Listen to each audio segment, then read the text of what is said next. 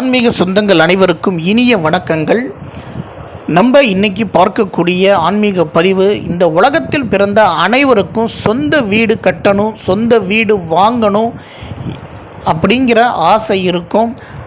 இந்த வீடு கட்டுறதுக்கும் வீடு வாங்குறதுக்கும் நம்முடைய உறவினர்கள்கிட்டையோ நண்பர்கள்கிட்டையோ படத்தை தேடி போயிருப்பீங்க. பணம் கிடைக்காம தடைகள் ஏற்பட்டிருக்கும். வங்கியில் லோன் கேட்டு அலைஞ்சிருப்பீங்க. ஆனால் கடன் கிடைக்காம அங்கேயும் தடை ஏற்பட்டிருக்கும். வீடு கட்டணும்னு ஆரம்பித்து அந்த வீடு கட்டி முடிக்காமல் பாதியிலே நின்று, அதாவது கடன் பிரச்சனையினாலேயோ இல்லை பண தேவைகள்னாலேயோ, பணம் கேட்ட இடத்துல கிடைக்காம, இல்லை பில்லி சூனியம் எதிரி தொல்லைகள் கந்திஷ்டி தோஷத்தினாலேயோ இல்லை மனையில் ஏற்படக்கூடிய தோஷத்தினாலேயோ இது மாதிரி பல பிரச்சனைகள்னால அந்த வீடு கட்ட முடியாமல் பாதியிலே நிற்கும். இந்த வீடை எப்படி கட்டி முடிக்கிறது, இந்த பிரச்சனையிலேருந்து நம்ம எப்படி வெளியில் வர்றது அப்படிங்கிற மனக்கவலையில் இருக்கக்கூடியவங்களும், எப்படியாவது நமக்குன்னு ஒரு வீடு வாங்கணும் இல்லை வீடு கட்டணும், அதில் நல்ல விதமாக புதுமனை புகுவிழா செய்து குடியேறி நம்ம குடும்பத்தோடு சந்தோஷமாக வாழணும், நமக்குன்னு ஒரு வீடு வேணும் அப்படின்னு நினைக்கக்கூடியவங்களுக்கும் ஒரு அற்புத நாளாக வரக்கூடியது தான் இந்த மாசி 6 பிப்ரவரி 18 செவ்வாய்க்கிழமை வருகின்ற தேய்பிறை சஷ்டி. இது ஒரு முக்கியமான உன்னதமான அற்புதமான நாள். அதுவும் முருகனுக்கு உகந்த மிகவும் அற்புதமான ஆளான செவ்வாய்க்கிழமை அன்னைக்கு, அவருக்கு உகந்த அந்த செவ்வாய்க்கிழமை அன்னைக்கு வருவது மிகவும் சிறப்பு. ஏன் குறிப்பிட்டு இந்த மாசி 6 பிப்ரவரி 18 இந்த பூஜையை நம்ம செய்ய சொல்கிறோம்? அந்த பூஜையை செய்வதனால நமக்கு எப்படி இந்த பலன்கள் கிடைக்கிது, எதற்காக இன்றைக்கி இந்த குறிப்பிட்டு இந்த விஷயத்தை நம்ம சொல்கிறோம், அன்றைக்கி என்ன பூஜையை செய்யணும், எந்த நேரத்தில் செய்யணும், எந்தெந்த பொருட்கள் வைத்து செய்யணும் அப்படிங்கிற அனைத்து விஷயத்தையும் தான் இந்த பதிவில் நம்ம பார்க்க போகிறோம். நம்முடைய சேனலுக்கு இப்போ தான் நீங்கள் முதல்ல வர்றதா இருந்தால் நம்முடைய சேனலை மறந்துடாமல் சப்ஸ்கிரைப் பண்ணி வச்சுக்கோங்க. அருகில் உள்ள பெல் பட்டனை ப்ரெஸ் பண்ணி ஆல் அப்படிங்கிற ஆப்ஷனை செலக்ட் பண்ணி வச்சுக்கோங்க. அப்போ தான் நான் போடக்கூடிய அனைத்து விஷயங்களும் உங்களுக்கு உடனுக்குடனே நோட்டிஃபிகேஷனாக வரும். நீங்கள் தவிர்க்காமல் அதை பார்க்க முடியும். மறந்துடாமல் நம்முடைய சேனலை லைக் பண்ணுங்கள். வாங்க வீடியோக்குள்ளே போகலாம். அனைவருக்கும் வணக்கம். இந்த தேய்பிறை சஷ்டி அன்னைக்கு ஏன் வீடு சம்பந்தப்பட்ட பிரச்சனைகளுக்குண்டான இந்த பூஜையை செய்வதனால நம்ம வெற்றி அடைய முடியும், அதற்கு என்ன காரணம் அப்படிங்கிறத முதல்ல நான் சொல்கிறேன். பொதுவாக அமாவாசை பௌர்ணமி அப்படிங்கிற 2 திதிகள் இருப்பது நமக்கு தெரியும். அமாவாசைக்கு அடுத்து வரக்கூடிய நாட்கள் வளர்பிறை நாட்கள், பௌர்ணமிக்கு அடுத்து வரக்கூடிய நாட்கள் தேய்பிறை நாட்கள். இந்த அமாவாசைக்கு அடுத்து வரக்கூடிய வளர்பிறை நாட்களில் சந்திரன் மிகவும் சிறப்பான முறை, அதாவது 100% ஆக்டிவாக இருப்பார். அந்த சந்திரன் தான் நம்ம மனதை இயக்கக்கூடியவர். நவகிரகங்களில் ஒருவரான இந்த சந்திரன் இந்த வளர்பிறை நாட்களில் 100% ஆக்டிவாக இருப்பதனால நம்ம மனசு, அறிவு, உடம்பு எல்லாம் ஒரே நேர்கோட்டில் 100% ஆக்டிவாக இருப்பதனால எந்த விதமான தவறுகள் செய்யாமல் நம்ம மனசு சரியான ஒரு முடிவை எடுக்கும்.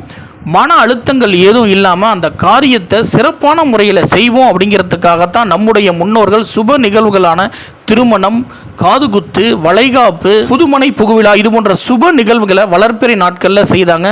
ஏன்னா நம்ம எடுக்கக்கூடிய முடிவை ஒரு தடவைக்கு 100 தடவை யோசித்து சிறப்பான முறையில் எடுப்போம், மன அழுத்தங்கள் எதுவும் இருக்காது அப்படிங்கிறதுக்காக இந்த வளர்பிறை நாட்களை பயன்படுத்தினாங்க. தேய்பிறை நாட்களில் தெய்வங்களுடைய பரிகார நாட்கள், அதாவது நம்ம வேண்டுதல் வைத்திருப்போம், நமக்குன்னு ஒரு காரியம் நடக்கணும் அப்படிங்கிறதுக்காக தெய்வங்கள்கிட்ட இந்த பரிகாரத்தை செய்தால் நம்ம அந்த வேண்டுதலை வெற்றி பெற முடியும் அப்படின்னு சில கோரிக்கைகள் வைத்திருப்போம். அப்படிப்பட்ட விஷயங்களை தேய்பிறை நாட்களில் கடவுள்களுக்கு நம்ம செய்யும் பொழுது அதில் 100% வெற்றி அடைய முடியும். அப்படிங்கிறதுக்காக தான் இந்த தேய்பிறை நாட்களில் வேண்டுதல்கள், பரிகாரங்கள், கடவுளுக்கு செய்யக்கூடிய விஷயங்களை கொண்டு வந்தாங்க. அதற்கு உதாரணமாக சொல்லணும் அப்படின்னு சொன்னால் அஷ்டமி திதி, நம்ம அஷ்டமி திதி பைரவரை நம்ம வணங்குவோம். வளர்பிறை அஷ்டமி திதியை பெரிதாக எடுத்துக்கொள்ளாமல் தேய்பிறை அஷ்டமி திதியை தான் நம்ம பெரிதாக எடுத்துக்கொண்டு அன்னைக்கு தான் கோயில்கள்லையும் அபிஷேகங்கள், ஆராதனைகள், பூஜைகள் அனைத்தும் நடப்பதை நம்ம கண்கூடாக பார்த்துருப்போம். பிரச்சனை உள்ளவங்க அன்னைக்கு விளக்கு ஏற்றி தன்னுடைய தேவைகளையோ கடன் சுமைகளையோ சொல்லி பைரவர்கிட்ட மன்றாடி தன்னுடைய பிரச்சனையை தீர்த்து கொள்ள வேண்டிக் கொள்வாங்க. இதுலேருந்தே உங்களுக்கு புரிஞ்சிருக்கும், தேய்பிறையில் நம்ம செய்யக்கூடிய காரியங்கள், அதாவது கடவுளுக்காக நம்ம செய்யக்கூடிய பரிகாரங்கள் அனைத்தும் 100% வெற்றி அடையும் அப்படிங்கிறதுக்காகத்தான் தேய்பிறை நாட்களில் கடவுளுக்குண்டான பரிகார விஷயங்களை செய்ய சொல்கிறாங்க. அதனால தான் நம்ம முதல்ல இந்த தேய்பிறை சஷ்டியை மிகவும் சிறப்பாக சொல்கிறோம். இரண்டாவதாக, முருகனுக்கு உகந்த செவ்வாய்க்கிழமை அன்னைக்கு இந்த தேய்பிறை சஷ்டி வருகிறது. அது இரண்டாவது சிறப்பு. மூன்றாவதாக, மாசி மாதம். இந்த மாசி மாதத்தை பற்றி நம்ம இதற்கு முன்னாடி போட்ட சுமங்கலி தாலி சரடு மாற்றக்கூடிய வீடியோவில் மாசி மாதத்தை பற்றி சிறப்பாக சொன்னோம். இந்த மாசி மாதத்தில் செய்யக்கூடிய எந்த ஒரு நிகழ்வும் அது நீண்ட காலத்துக்கு நிலைத்திருக்கும், அந்த காரியங்கள் சித்தியாகும் அப்படின்னு சொல்லியிருந்தோம். மூன்றாவதாக, இந்த மாசி மாதத்தில் முதலில் வருகின்ற இந்த தேய்பிறை சஷ்டிமி, அதுவும் முருகனுக்கு உகந்த செவ்வாய்க்கிழமை அன்னைக்கு வருகின்ற இந்த 3 விஷயத்தையும் சேர்ந்து அன்னைக்கு நம்ம இந்த பரிகாரத்தை செய்வதனால கண்டிப்பாக வெற்றி அடைய முடியும் அப்படிங்கிறதுக்காகத்தான் இந்த விஷயத்தை நம்ம இன்னைக்கு கொண்டு வந்திருக்கோம். இதுலேருந்து உங்களுக்கு புரிஞ்சிருக்கும் ஏன் இந்த நாளில் நம்ம குறிப்பிட்டு இந்த பூஜையை செய்ய சொல்கிறோம் அப்படின்னு. இதற்கு அடுத்தபடியாக இந்த பூஜையை எப்படி செய்யணும், எந்த நேரத்தில் செய்யணும் அப்படிங்கிறத நான் முழு விளக்கத்தை சொல்கிறேன். முதல்ல நேரத்தை நான் சொல்லிடுறேன். அதாவது மாசி மாதம் 6ஆம் தேதி பிப்ரவரி 18 செவ்வாய்க்கிழமை அன்னைக்கு மாலை 6 மணிக்கு மேலே தான் இந்த பூஜையை நம்ம மேற்கொள்ளணும். இதற்கு தேவையான பொருட்கள் அப்படின்னு பார்த்தா, புதிதாக 6 மண் அகல் விளக்கு வாங்கிக்கிங்க. தாமரை தண்டு திரி, அந்த திரியை நல்லா முறுக்கி விட்டுக்குங்க. ஏன்னா அந்த திரியை அப்படியே போடுறீங்க, அதுமாரி செய்யக்கூடாது.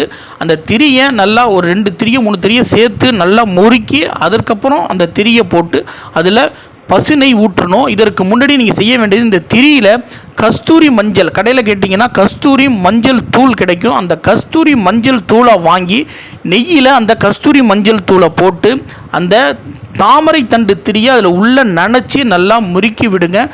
அதாவது அந்த திரியை முழுவதுமாக அந்த கஸ்தூரி மஞ்சள் பசுனை கலந்த கலவையில் அதை நனைச்சி முறுக்கி எடுத்து வச்சுக்கிட்டு அகலில் அதை போட்டு மறுபடி பசுனை ஊற்றி அதில் 6 விளக்கு ஏற்றணும். முருகனை நினைத்து ஏதாவது ஒரு முருகன் ஸ்தலத்துக்கு சென்று இந்த தயார் செய்த விளக்கை கொண்டு போய் 6 விளக்கையும் ஏற்றணும். அவருக்கு தானமாக, அதாவது செண்பக மலரை தானமாக கொடுத்தா நல்லது. முடியாதவங்க உங்களால் முடிந்த மலர்களை அவருக்கு படைங்க. செவ்வரளி படைத்தால் அது மிகவும் சிறப்பு. 6 அகல் விளக்கை ஏற்றி முருகா அப்படிங்கிற மந்திரத்தை 6 முறை உச்சரிங்க. முருகா முருகா முருகா அப்படிங்கிற மந்திரத்தை 6 முறை உச்சரிங்க. உச்சரிச்சுட்டு உங்களுடைய மனக்கவலைகள், அதாவது வீடு நீங்கள் கட்டணும் அப்படின்னா வீடு கட்டணும் அப்படிங்கிற கோரிக்கையை வைங்க. இல்லை வீடு வாங்கணும் அப்படின்னா அந்த கோரிக்கை அவர்கிட்ட வீடு வாங்கணுங்கிற கோரிக்கை வைங்க. இல்லை வீடு கட்ட ஆரம்பித்து அந்த வீடு பாதியில் நிற்குது அப்படின்னா அந்த கோரிக்கையும் அவர்கிட்ட வைங்க. உங்களுக்கு என்ன வீடு சம்மந்தப்பட்ட என்ன பிரச்சனை உங்கள்கிட்ட இருக்குல்ல, கடன் கேட்டு அந்த இடத்துல கடன் கிடைக்கல அப்படின்னா அந்த கோரிக்கை அவர்கிட்ட வச்சு ஒரு அர்ச்சனை செய்யுங்க. அர்ச்சனை செய்து முடித்த பிறகு நான் அடுத்து சொல்லக்கூடிய ஒரு விஷயம் முக்கியமான விஷயம். ஏன்னா இந்த சஷ்டி விரதத்திற்கு முக்கிய நாயகனாக சொல்லக்கூடிய முருகனுக்கு அடுத்தபடியாக இருக்கக்கூடியவர் வீரபத்திரர். அதாவது முருகனுடைய சகோதரர்னு சொல்லுவாங்க, படை தளபதின்னு சொல்லுவாங்க. இவர் இல்லாமல் எந்த ஒரு காரியத்தையும் முருகன் செய்ய மாட்டார். அப்படிப்பட்ட இந்த வீரபத்திரர் முருகன் கோவிலில் இருப்பார். அதாவது ஒரு சிறப்பு அருகில் உள்ள ஏதோ ஒரு பெரிய கோயிலில், சிறப்பு வாய்ந்த கோயில்களில் கண்டிப்பாக வீரபத்திரர் இல்லாத கோயில் இருக்காது. அந்த வீரபத்திரர்கிட்ட நான் சொல்லக்கூடிய இந்த விஷயத்தை நீங்கள் செய்யணும். சிகப்பு அரளியை மாலையாக கட்டிக்கிங்க. ஒரு ஒற்றை செம்பருத்தி பூ ஒன்று எடுத்துக்குங்க. பவள நிற சிகப்பு, அதாவது சிகப்பு துண்டில் அரக்கு கலர் இல்லாமல் பவள நிற சிகப்பு வஸ்திரத்தை தானம், இதை 3த்தையும் அவர்கிட்ட தானமாக கொடுத்துட்டு அங்கே ஒரு அர்ச்சனை செய்துட்டு அங்கே முருகன்ட்டு என்ன கோரிக்கை வச்சிங்களோ அதே மன கோரிக்கை, அதாவது என்னுடைய தடைகளை போக்கணும், என்ன தடைகள்னால உங்களுக்கு உங்கள் மனதில் தெரியும் என்ன தடைகளால் அந்த பிரச்சனை இருக்குது அப்படிங்கிறது உங்களுக்கு தெரியும். அந்த தடையை அவர்கிட்ட நீங்கள் கோரிக்கையாக வைத்து வேண்டிக்கிங்க. கண்டிப்பாக இந்த பிரச்சனை தீர்வதை நீங்கள் கண்கூடாக பார்த்து உங்களுடைய கனவு வீட்டை நீங்கள் கட்டுறதோ இல்லை வாங்குறதோ இல்லை பாதியில் நிற்கக்கூடிய வீட்டை கட்டி முடிக்கக்கூடிய யோகத்தை கண்டிப்பாக அவர் தருவார். நீங்கள் இதை செய்யுங்க கண்டிப்பாக. அதற்கு அடுத்தபடியாக, அதாவது மலை இருக்கிற இடத்துல, அதாவது குன்று இருக்கும் இடம்தான் முருகன் அப்படின்னு சொல்லுவாங்க. அந்த குன்று இருந்ததுன்னா கண்டிப்பாக குரங்கு இருக்கும். குரங்கு, அதாவது சில பேர் ஊர்களில் குன்றோ மலைகளோ இருக்கும், சில பேர் ஊர்களில் குன்றோ மலைகளோ இருக்காது. குன்று மலைகள் இருக்கக்கூடிய இடங்களில் குரங்கு இருந்தால் அந்த குரங்குக்கு, அதாவது பெண் குரங்கு, அதாவது தன்னுடைய குட்டியோடு இருக்கக்கூடிய குரங்குக்கு வாழைப்பழம் தானமாக கொடுங்க. முடிந்த வேறு எதை பழங்கள் இருந்தாலும் தானமாக கொடுங்க.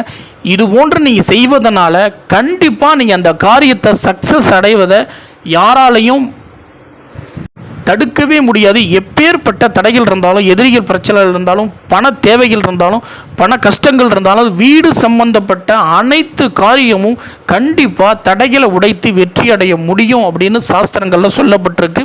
இதை பார்த்து பயன்பெறுங்க. கண்டிப்பாக இந்த நாளை தவற விடாமல் இந்த பூஜை முறையை செய்து நீங்கள் அனைவரும் புது வீடு கட்டி குடியேறணும் அப்படின்னு ஆண்டவன்ட்ட நானும் வேண்டிக்கிறேன். இந்த பதிவு உங்களுக்கு மிகவும் முக்கிய பயனுள்ள பதிவாக இருக்கும். பார்த்து பயன்பெறுங்க. இது போன்ற பதிவுகளை பார்ப்பதற்கு நம்முடைய சேனலை மறந்துடாமல் சப்ஸ்கிரைப் பண்ணி அருகில் உள்ள பெல் பட்டனை ப்ரெஸ் பண்ணி ஆல் அப்படிங்கிற ஆப்ஷனை செலக்ட் பண்ணிவிடுங்க. இந்த பதிவு உங்களுடைய நண்பர்கள், உற்றார் உறவினர்களோட பகிர்ந்துக்கிட்டு அவங்களும் இந்த விஷயத்தை பார்த்து பயன்பெறட்டும். நன்றி, வணக்கம்.